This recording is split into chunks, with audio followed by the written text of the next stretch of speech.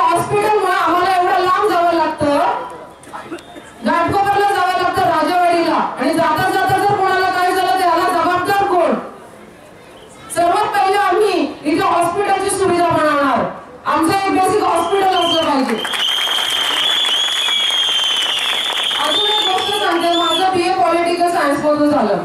लोकसभेपासून ग्रामपंचायतीपर्यंत basic आम्हाला कसं काम असतं, कसं कोणाची कामं असतात हे माहिती होतं.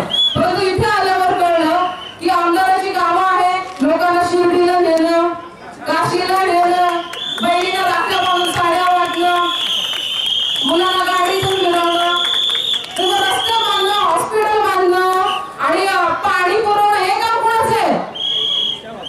आमदाराचं काम कुठलं आहे?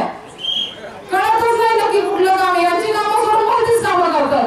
आणि आता घरोघरी सांगतोय की ताई आठवतं का तुझ्या डोळ्याचं ऑपरेशन केलेलं, तुझ्या मुलाला तुला शिर्डीला नेलेलं, काशीला नेलेलं, वोट पुढे करायचं माहितीये का? माहितीये कळवायला हे असे घरोघरी येऊन फिरतात. कळतच नाही उभी कोण आहे, ती बाई उभी आहे की हा उभाच काय कळत नाही.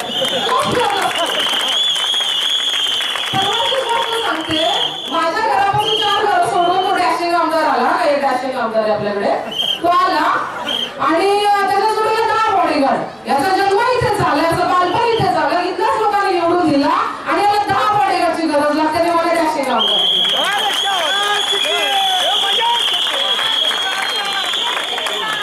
मी एक गोष्ट सांगते, त्या दिवशी रविवारी जी रॅली निघाली, त्या रॅलीला बघून जे प्रस्थापित घाबरले त्याच दिवशी आमचा विजय झालाय.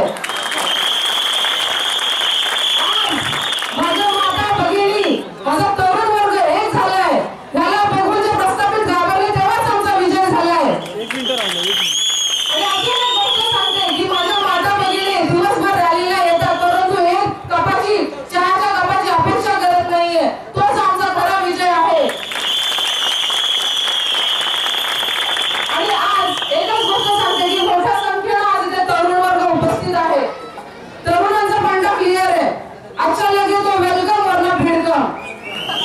आम्हाला प्रत्येक वेळेस सांगितलं जातं राजकारण म्हणजे चिखल, राजकारण चांगल्या लोकांचं नाही आहे, राजकारणामध्ये तुम्ही उतरायचं नाहीये. परंतु आता आम्ही ठरवलं आम्ही या चिखलात उतरणार आणि चिखल साफ करणार. ठीक आहे, एवढंच बोलून शब्द